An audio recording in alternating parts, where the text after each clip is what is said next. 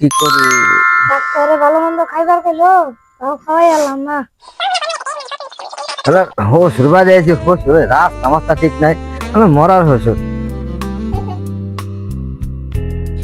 আসসালামু আলাইকুম আব্বা, কেমন আছেন? ওয়ালাইকুম সালাম। ও বেশি ভালো না।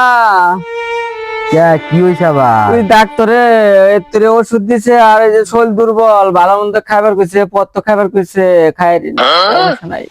আব্বা, আমি লেগে তো ভালো পত্র খাবার নিয়ে আইছি। কি পত্র খাবার আনছো জামাই বাবাজি? দেহি দেহি। এই যে আব্বা, আপনার লগে পত্র শাক, মূলা শাক নিয়ে আইছি।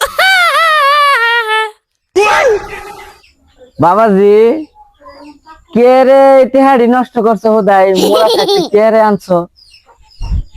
দূর আব্বা, মূলা শাক আমি কিনে আনছি। মূলা শাক আমাকে অভাব কি কম।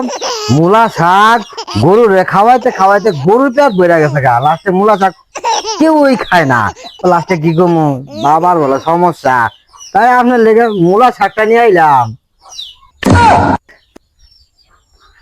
বাজান, তে মূলা শাক এই ছোট ছোট নাই নাই যে এই সাইজের বড় মূলা আসাল নাই, এই সাইজের একটা মূলা না হাল্লা না আমার নিকে পাইছে।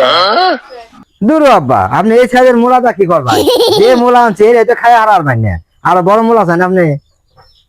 বাজান, এই সাইজের মূলা কে নিয়ে খুঁজছিলাম বাজান। এই সাইজের একটা মূলা হইলে মূলা রাই না পিছনে বুনতাম, বুনলে হে গাছ বড় হইলে পরে অনেক টেহা ধরতো হে মূলা গাছে, হে টেহা দিয়ে জামাই জোড়া খাওয়াইতে।